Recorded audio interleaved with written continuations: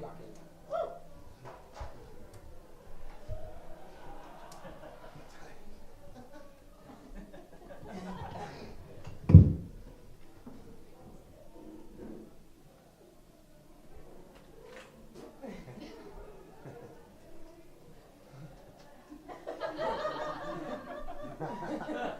It's actually good chat.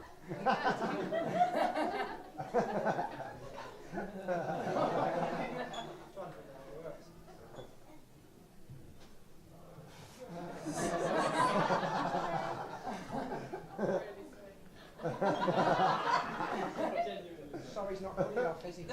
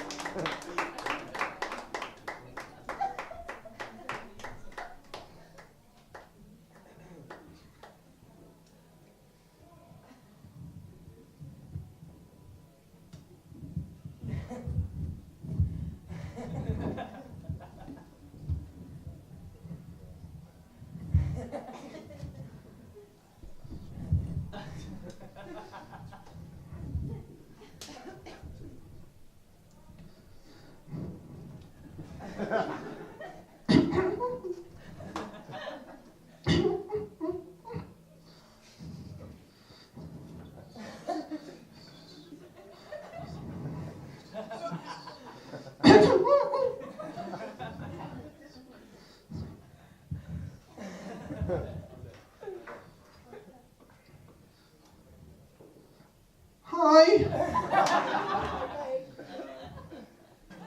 my name's Dan, and I like board games. I like the game Monopoly, but one time it all got a bit too real for me. And my sister bought my flat and I got sent to jail.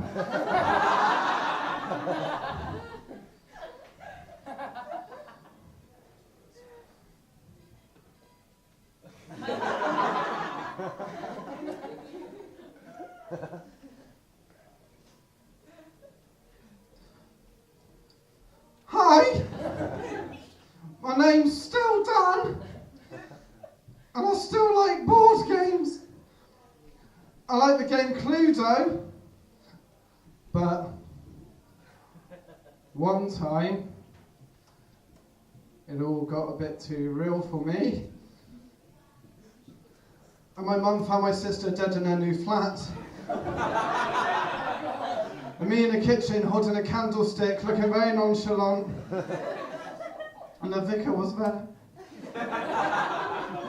Give me a cheer if you like repetition. Yeah. Give me a cheer if you like repetition. Yeah. When I say Avril, you say Levine. Avril. Levine. Can we say it louder with more enthusiasm? Avril. Levine. Avril. Levine. Avril. Levine. Levine. No!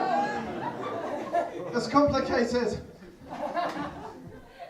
When I say Pavlov, you say dog. Pavlov. Dog. Pavlov. Dog. Pavlov. Dog. Point proven, really. Sir there, what is your name? Will. Will. What is your last name, Will? Kirk. Kirk. Are you a captain? He just kind of nodded to his friend. I am a captain. When I say Will, you say Kirk. Will. Kirk. Will. Kirk. Will. Kirk. Now you know what it feels like, Will, to have a room full of indifferent people chant your name. Imagine having sex.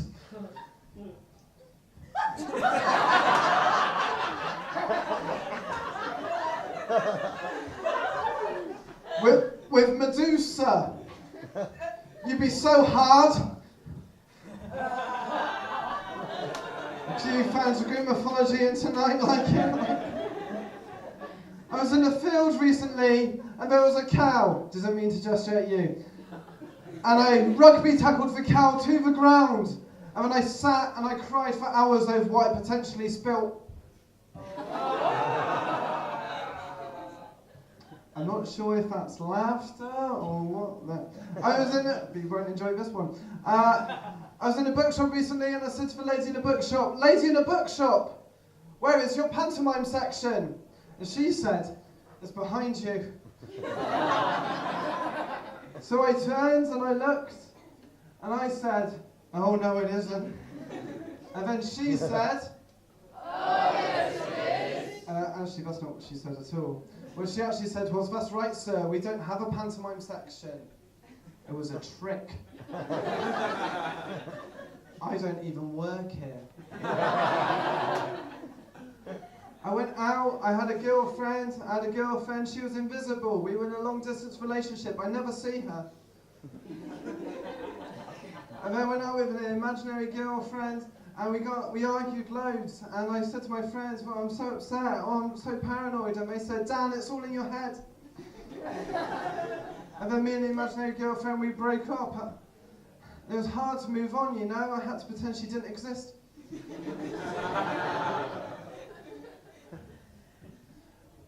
Will, do you have trouble getting to sleep at night? I was looking for a yes or no answer. Preferably no. No. Do you have trouble getting to sleep at night? No, you will now.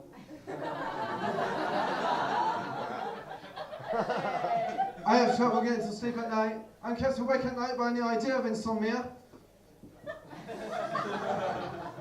And there's a monster in my closet, and he refuses to come out, and I keep telling him, "It's 2014, you've got rights."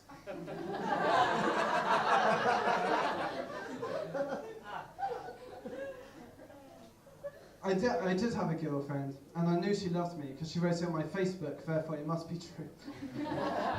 She said, "Dan, I love you. I love you more than words can say.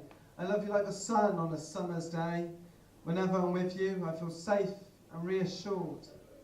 No, but I've got you to look after me." Someone hacked her account. It was me who hacked her account. And then we broke up and it was sad and stuff. And I was distraught, and a lot of my friends kept saying to me, "Dan, you've got to forget about her. She's not worth it, just let her go." So she fell to her death. Having sex in front of a mirror is like watching porn starring people you hate. But it's with the short jokes, here come some longer jokes with more questionable punchlines. First off, the first story. I was, back in my youth, I was in a skater park with my friends. We didn't skate, we just liked the scenery. And one day a guy came up to me, a youth, a chap, he was scary and young. And he came up to me and he said, "Do you have a cigarette? Do you have a cigarette?" And I said no, which offended him. He came up to me a bit closer and a bit closer and he said, "Do you have a cigarette? Do you have a cigarette?" And I said no. And he was like, "What are you starting? You're starting something." Thought he was doing a Michael Jackson tribute act. He's going closer and closer, head to head, forehead to forehead, nose to nose, eyes locked, and it was really scary. I don't know what the best way to deal with this intimidating conflict situation was. So I licked his nose.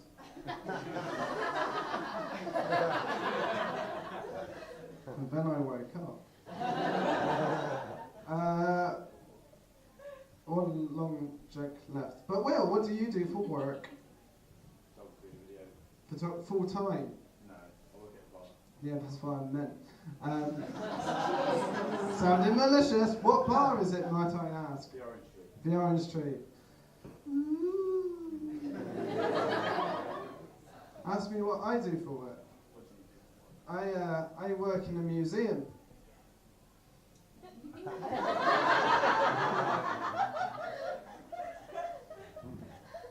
It's the lively atmosphere that keeps me going and helps me ignore those countless years of self-loathing. There's nothing more better way to spend your time with screaming children and old relics. It's like a family reunion, except it's every day. Apart from the days where it's quiet, those are the days I like most, because those are the days where I get to write my novel. It's about a museum worker who goes rogue.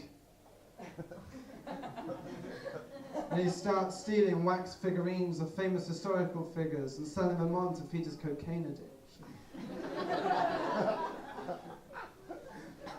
It's called Disappointment at Tea Time. It's a love story, and not your average fairy tale. There's something interesting about working in a building full of things that are more important than you. Has an interesting effect on your self-esteem. It crushes it. A lot of my colleagues' wives leave them. My colleague Gordon, his wife left him recently, and the other day I provoked him because I was bored and just finished my Sudoku. He got into a flying rage and started smashing up the Egyptian exhibit. Thank you. Jenny has been teaching me how to pronounce words for 6 months now, and I'm failing as a student. Let's see if I get this one right. He broke his hand on a sarcophagus. He was on LSD at the time. Apparently had a conversation with Tutankhamun about the suicide rates on museum workers. Gordon doesn't work there anymore. Neither do I. I now work in retail.